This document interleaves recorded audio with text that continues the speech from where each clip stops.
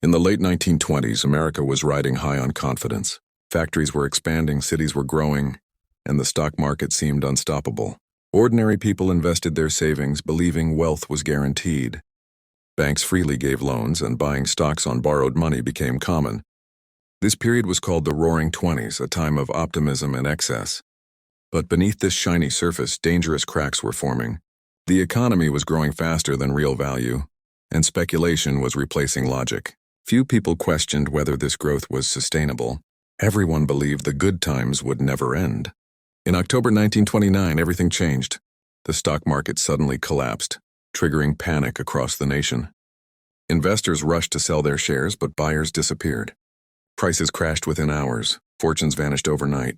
This moment marked the beginning of the Great Depression. Confidence evaporated and fear replaced hope. The crash didn't just affect wealthy investors. It shook the entire economy. Businesses lost funding, banks faced pressure, and trust in the financial system began to collapse. What seemed like a temporary shock soon turned into a national disaster. As panic spread, people rushed to banks to withdraw their money. But banks didn't have enough cash. Thousands of banks collapsed, taking people's life savings with them. Families who had saved for decades were suddenly left with nothing. With no insurance system in place, deposits were simply gone. This destroyed public trust in banks.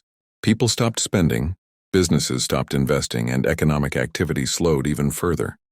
The banking system, once the backbone of the economy, became one of its biggest weaknesses. By the early 1930s, unemployment reached record levels.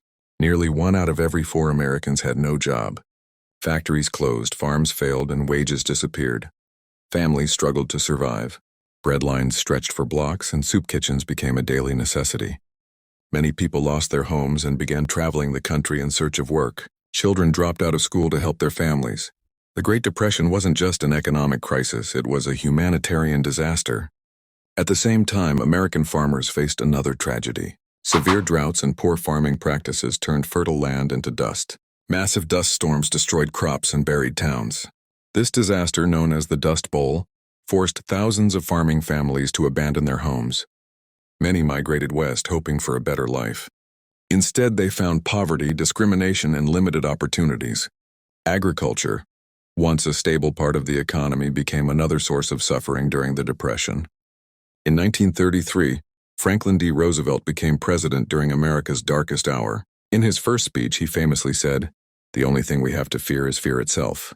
Roosevelt believed the government had a responsibility to act. He promised relief for the suffering, recovery for the economy, and reform to prevent future crises. His leadership style restored hope. People felt that someone was finally taking control of the situation. Roosevelt introduced a bold set of programs called the New Deal.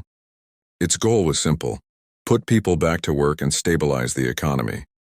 The government launched massive public projects, building roads, bridges, dams, and schools.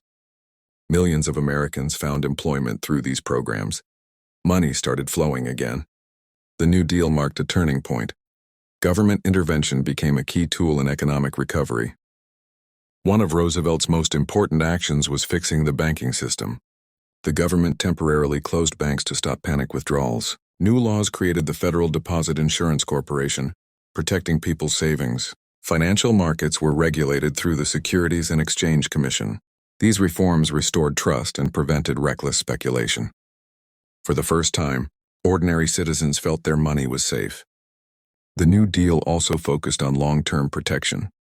The Social Security program was introduced to support elderly citizens and unemployed workers. Minimum wage laws, overtime pay, and labor protections were established. These changes transformed American society.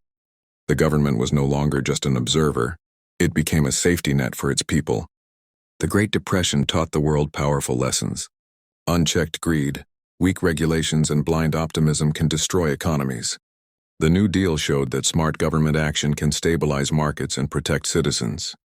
Even today, economists study this era to prevent future disasters. History reminds us that economic crashes follow patterns, and ignoring those patterns can lead to the same painful ending. Despite progress, the Depression never fully ended during the 1930s. It was World War II that finally revived the economy. Factories shifted to military production, creating millions of jobs. Unemployment disappeared almost overnight. Industrial output soared. By 1945, America had not only recovered, it had become a global economic powerhouse.